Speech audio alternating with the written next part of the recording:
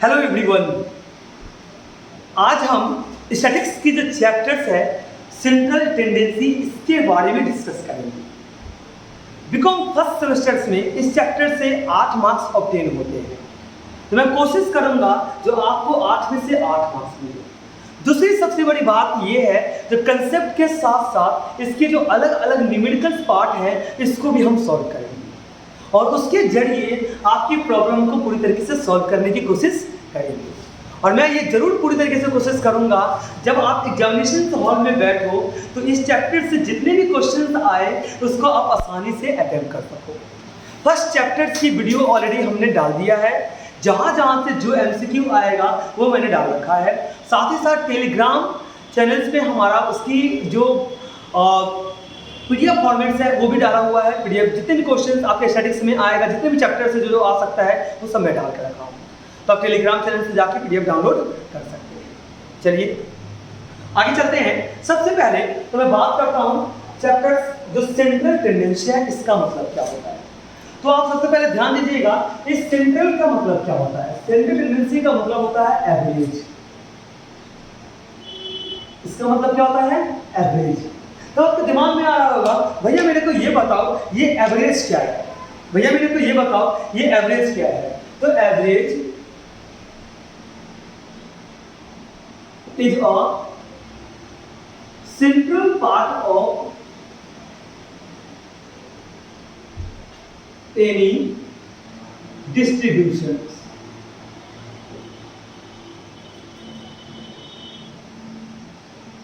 किसी भी डिस्ट्रीब्यूशन का जो सेंट्रल पार्ट होता है उसे हम एवरेज बोलते हैं। किसी भी डिस्ट्रीब्यूशन का जो सेंट्रल पार्ट होता है उसे हम एवरेज बोलते हैं। याद रखना सेंट्रल टेंडेंसी का मतलब है एवरेज, और एवरेज क्या होता है? Average is a central part of any distribution. Average is a central part of any distribution. किसी भी डिस्ट्रीब्यूशन का जो सेंट्रल पार्ट होता है उसे हम एवरेज बोलते हैं। चलिए फॉर एग्जांपल मैं आपको समझाना चाहता हूं। 2 है, 4 है और 6 है। तो मैं ये तो हमारा क्या हो गया? डेटा हो गया डिस्ट्रीब्यूशन। इसका जो सेंट्रल पार्ट है ये कितना है? 4। इस 4 को हम क्या बोलेंगे? एवरेज।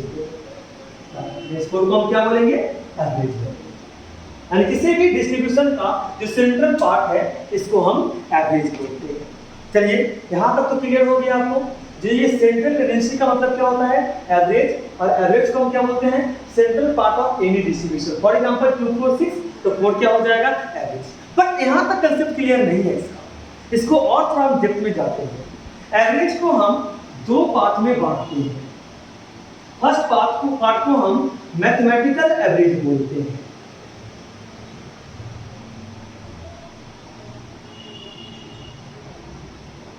और सेकेंड पार्ट को हम पोजिशनल एवरेज बोलते हैं।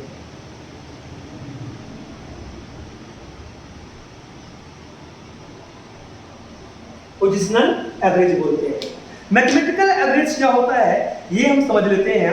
फॉर एग्जांपल मैं आपके सामने एक एग्जांपल ले रहा हूं 2 4 6। मैं बोल रहा हूं बताइए मैथमेटिकल पार्ट में आप इसको कैसे सॉल्व करेंगे। तो हम यहां पर साइन का यूज करते हैं, वो क्या है? प्लस। अब देख रहे हैं मैथमेटिकल साइन का जहां पर यूज किया जाता है उसे हम मैथमेटिकल एवरेज बोलते हैं। तो हमने क्या कर दिया 2 + 4 + 6, तो 3 दिया था तो 3 से हम डिवाइड कर देंगे। ये कितना आ जाएगा? 2 + 6 6 + 6 12 12/3 ये 4 हो जाएगा। अब मैं बोल रहा हूं पोजीशनल एवरेज में बताइए जी इसका आंसर क्या होना चाहिए।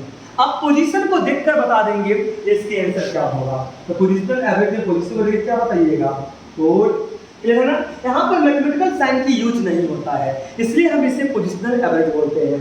यहाँ पर मैथमेटिकल साइन का यूज होता है इसलिए हम इसे मैथमेटिकल एवरेज बोलते हैं। क्लियर है? अच्छा, अब जरूरी नहीं है जो मैथमेटिकल एवरेज और पोजिशनल एवरेज सेम हो, वो अलग अलग भी हो सकता है। एक और एग्जांपल लेके समझते हैं।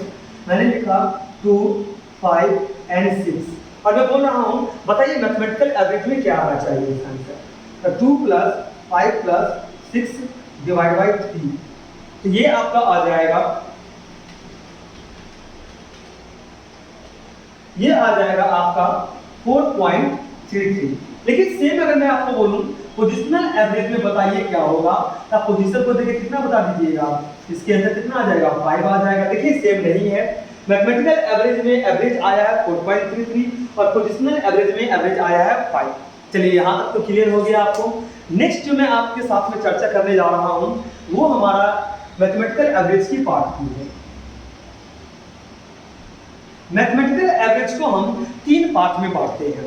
पहला जो है इसको हम बोलते हैं अरिथमेटिक मीन, दूसरा को हम ज्योमेट्रिक मीन और तीसरा को हम हार्मोनिक मीन बोलते हैं। याद रखना ये तीनों को मैथमेटिकल एवरेज के जरिए सॉल्व किया जाता है।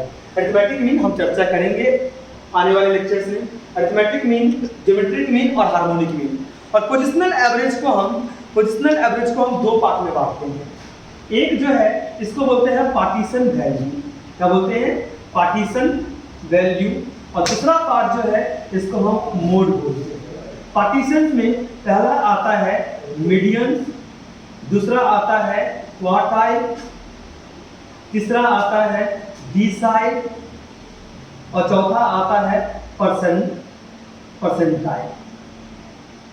मीडियंस क्या है, मिडिल मोस्ट वैल्यू को हम बोलते हैं। क्वार्टाइल को रिप्रेजेंट करते हैं Q1 से लेकर Q3 तक, डिसाइल है D1 से लेकर D9 तक, परसेंटाइल है P1 से लेकर P99 और मोड का मतलब होता है हाईएस्ट वैल्यू। लड़के नहीं है, समझ लीजिएगा आप। एवरेज को 2 पार्ट में हमने बांट दिया। फर्स्ट पार्ट है मैथमेटिकल एवरेज, सेकेंड पार्ट है पोजिशनल एवरेज।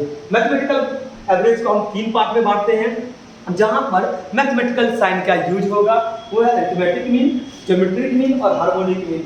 पोजिशनल एवरेज को 2 पार्ट में बांटते हैं। फर्स्ट पार्ट है पार्टीशन वैल्यू, सेकेंड पार्ट है मोड। पार्टीशन वैल्यू की 4 पार्ट्स हैं, मीडियंस है, क्वार्टाइल है, डिसाइल है और परसेंटाइल है। चलिए यहाँ तक तो कंसेप्ट हमारा क्लियर हो चुका है। अगले वीडियो में हम बात करेंगे जो अरिथमेटिक मीन क्या होता है।